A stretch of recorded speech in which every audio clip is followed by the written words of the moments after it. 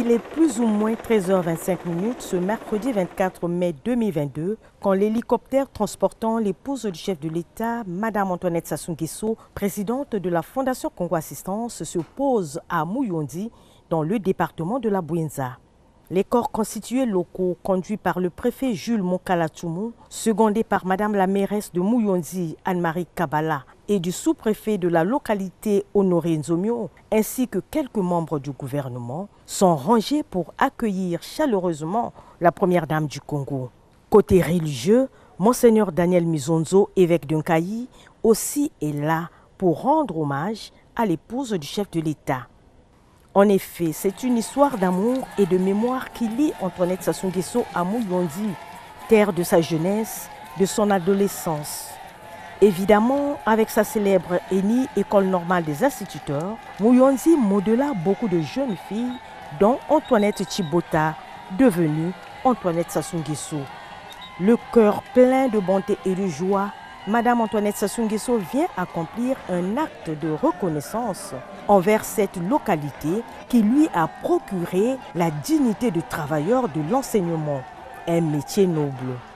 Merci Mouyondi.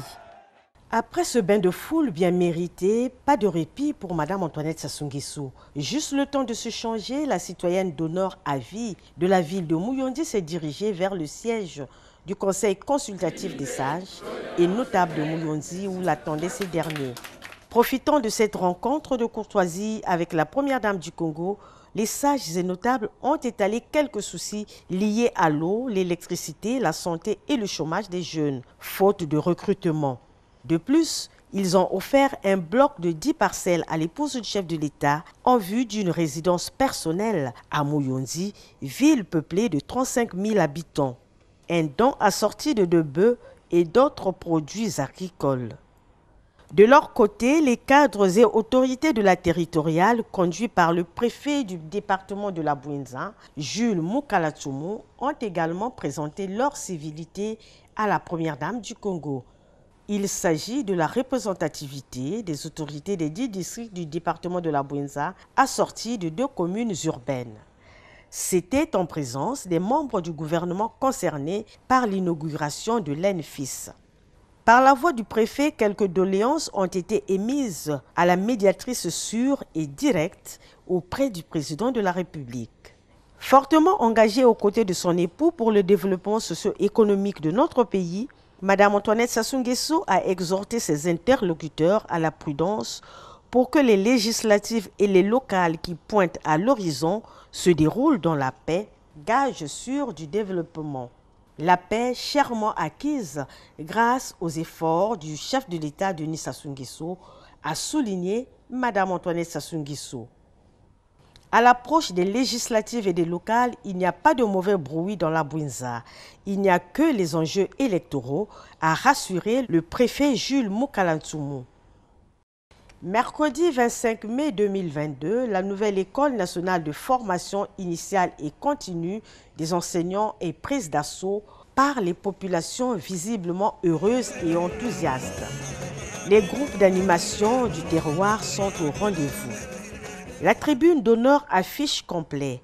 Membres du gouvernement, notamment le Premier ministre chef du gouvernement Anatole Koliné-Makosso, quelques diplomates en poste à Brazzaville, le préfet du département de la Bouinza, la Fondation Congo Assistance, les parlementaires, etc.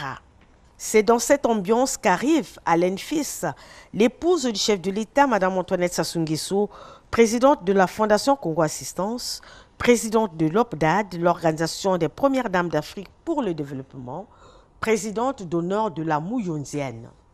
La première dame du Congo, enseignante fruit de l'ancien cours normal de Mouyondi, vient inaugurer et remettre solennellement l'ENFIS aux 3 ministères en charge de l'éducation nationale. Plusieurs discours marquent la cérémonie, parmi lesquels le mot de bienvenue de la mairesse de Mouyondi. Consciente de ce que le redressement du système éducatif du Congo passe par la construction des infrastructures adaptées au nouveau modèle de formation, un centre de formation est né.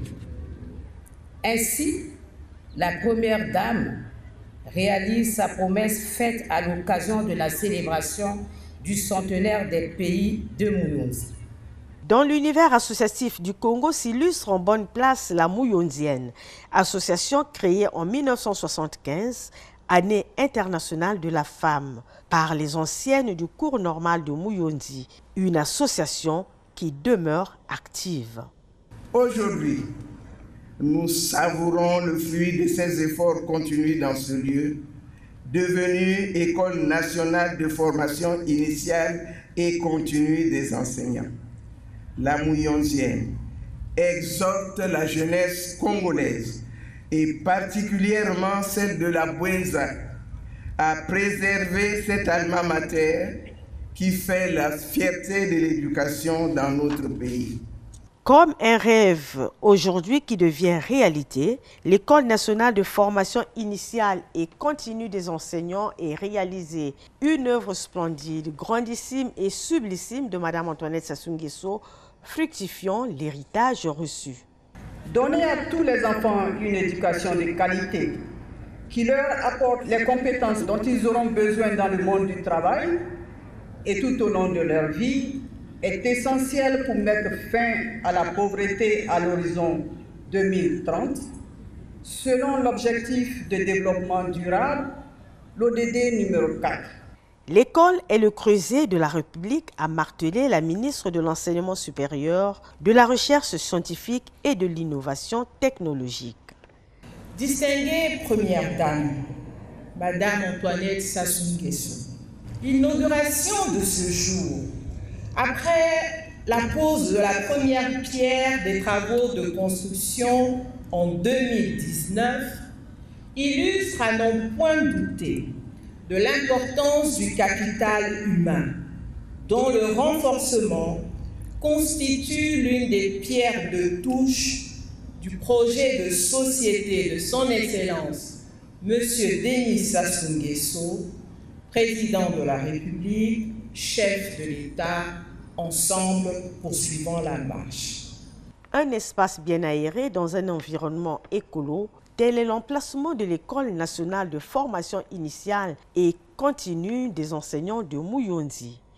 Une école de formation avec une capacité de 300 étudiants, constituée d'un nouveau bâtiment R+1 en forme d'arc de 556 mètres carrés de surface bâtie, comprenant 9 salles de classe de 30 étudiants par salle, 13 bureaux de direction, une salle de réunion, 6 bâtiments de plein pied de 1542 mètres carrés, comprenant 5 classes de 30 étudiants par salle, une salle de classe spéciale, une salle pour le centre médico-social.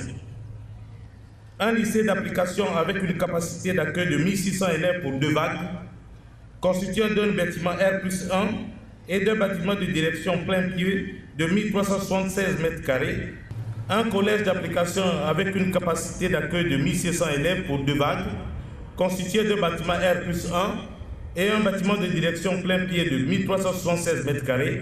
La formation pédagogique des enseignants comme module de formation a constitué, entre autres thèmes, de la communication virtuelle de l'UNESCO au cours de la visite guidée de l'ENFIS. Le terme qualité est un terme très important justement dans ce contexte, parce que qui dit qualité dit formation des enseignants.